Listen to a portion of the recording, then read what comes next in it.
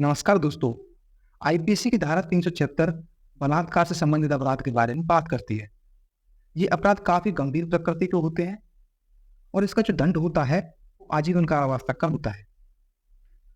हालांकि इन मामलों में कभी-कभी पुरुषों के खिलाफ झूठे मुकदमे दर्ज करा दिए जाते हैं, जिससे उस व्यक्ति को काफी गंभीर परिणाम झेलने पड़ सकते हैं।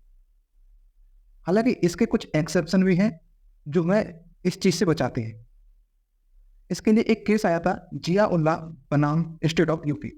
इस मामले में इलाहाबाद हाई कोर्ट ने कहा कि लव अफेयर के संबंध में बना कोई भी शारीरिक संबंध जो कि लंबे समय तक का हो, ऐसे में यह रेप नहीं माना जाएगा, चाहे वह पुरुष उस महिला से शादी के लिए मना करते। कोर्ट ने कहा कि पीड़िता और आरोपी एक दूसरे को करीब 15 साल से जानते थे और जो शारीरिक संबंध बना रहे थे उसकी अवधि भी 8 साल से अधिक की थी। ऐसे में पीड़िता की इच्छा के खिलाफ कुछ नहीं था और जो भी था उसकी सहमति से ही था। तो क्वेश्चन ये उठता है कि कब माना जाता है कि रेप हुआ है। तो जो आईपीसी की धारा है 375, वो 7 ऐसी चीजें बताती है कि जब सेक्सुअल इंटरकोर्स होता है तो उसे रेप माना जाता है।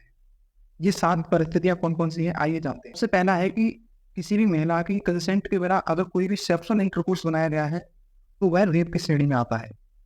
दूसरा है किसी भी महिला की इच्छा के विरुद्ध अगर कोई भी व्यक्ति सेक्सुअल इंटरकोर्स बनाता है तो वह भी रेप की श्रेणी में आता है।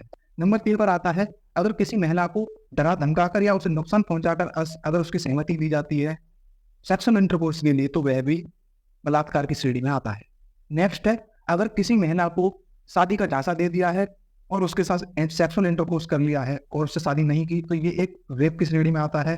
5वां है अगर कोई भी महिला मानसिक रूप से सही नहीं है, मानसिक रूप से पीड़ित है, तो ऐसी महिला के साथ बिना कंसेंट के या कंसेंट से अगर कोई भी सेक्सुअल इंटरकोर्स करता है उसके साथ तो ये भी बलात्कार की श्रेणी में आता है। नेक्स्ट है अगर 18 वर्ष से कम के महिला के साथ अगर कोई भी सेक्सुअल इंटरकोर्स किया जाता है या उसकी सहमति से या उसकी सहमति के बिना तो यह भी एक बलात्कार की श्रेणी में ही आता है।